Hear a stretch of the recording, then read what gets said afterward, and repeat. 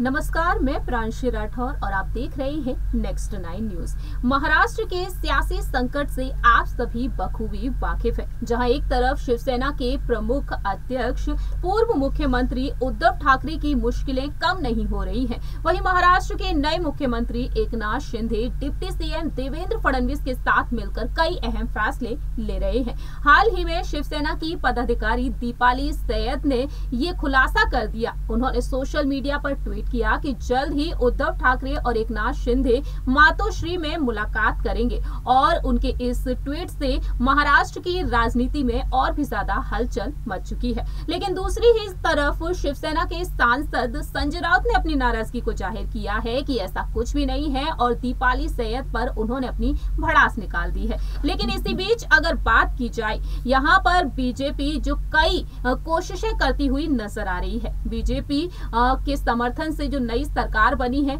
और वहीं दूसरी ही तरफ राष्ट्रपति चुनाव को लेकर महाराष्ट्र में सियासत काफी तेज होती हुई नजर आई। दरअसल उद्धव ठाकरे ने समर्थन दिया एनडीए की उम्मीदवार द्रौपदी मुर्मू को, वहीं एनसीपी के प्रमुख शरद पवार और कांग्रेस ने यहां पर समर्थन दिया है यशवंत सिन्हा को। इसी बीच शरद पवार ने अब एक बड़ा फैसला ले लिया है। दरअसल आपको बता दें कि हाल ही में शरद पवार के आवास पर विपक्षी दलों की बैठक हुई है और बैठक में कांग्रेस नेता मल्लिकार्जुन खड़गे, माकपा नेता सीताराम येचुरी और शिवसेना नेता संजय राउत के साथ साथ अन्य नेता भी मौजूद रहे हैं और इस दौरान संसद के लिए रणनीति पर चर्चा हो रही है। आखिरकार क्या कुछ करना चाहते हैं शरद पवार यहाँ पर बीजेपी के खिलाफ, आइए आपको बताते हैं इस रिपोर्ट के जरिए।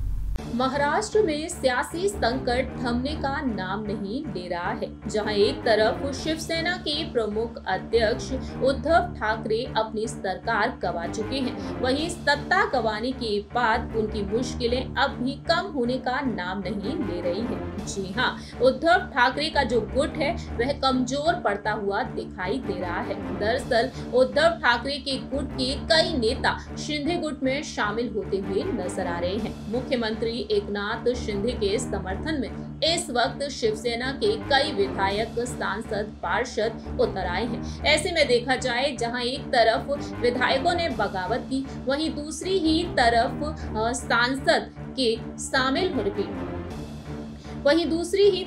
पार्षद भी शिंदे गुट में शामिल हो गए। अब दावे किए जा रहे हैं कि जल्द ही कुछ सांसद, तकरीबन 15 सांसद शिंदे गुट में शामिल हो सकते हैं। इसी बीच उद्धव ठाकरे के साथ खड़ी हुई है एनसीपी के प्रमुख शरद पवार, जो कई बड़े अहम फैसले लेते हुए दिखाई दे रहे हैं। बीजेपी की तरफ से लगातार निशाना साधा जा रहा है शरद पवार पर। ऐसे में देखा जाए, शरद पवार इस गठबंधन को बनाए रखने की पूरी कोशिश कर रहे हैं। वहीं उपराष्ट्रपति चुनाव को लेकर भी अब जंग छिड़ चुकी है।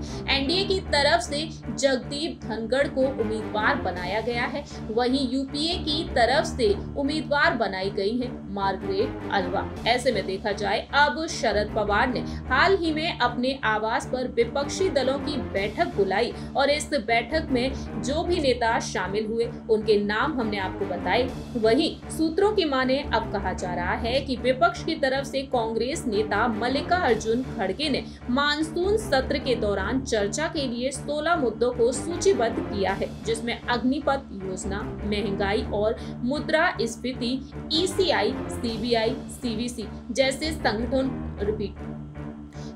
संगठनों की विश्वसनीयता में गिरावट और विपक्षी नेताओं के खिलाफ अलोकतांत्रिक कार्रवाई शामिल है। इस तरह से देखा जाए तो अब असंसदीय शब्दों को लेकर उत्पन्न विवाद के बीच वरिष्ठ नेता शशि थरूर ने कहा कि इसे निर्णायक की बजाय सांकेतिक मानते हैं। वह सदन में सामान्य ढंग से अपनी बात रखेंगे और देखेंगे कि क्या सार्थक आलोचना को दबाने के लिए सख्ती से इन शब्दावली को लागू किया जाता है। हमेशा की तरह क्रियान्वयन का मुद्दा अहम है, सूची नहीं है। और इस तरह से देखा जाए तो अब अहम फैसले लेते हुए दिखाई दे रहे हैं शरद पवार। केंद्र सरकार के खिलाफ हुंकार बोलते हुए नजर आएंगे शरद पवार। जी हां, मल्लिकार्जुन खड़गे ने बताया है सरकार को घेरने का प्लान और यहाँ पर कई सवाल पूछे जाएंगे इन तमाम मुद्दों पर। विपक्षी दलों की जो बैठक हुई, जैसा कि आप देख ही रहे होंगे हमारी इस रिपोर्ट में।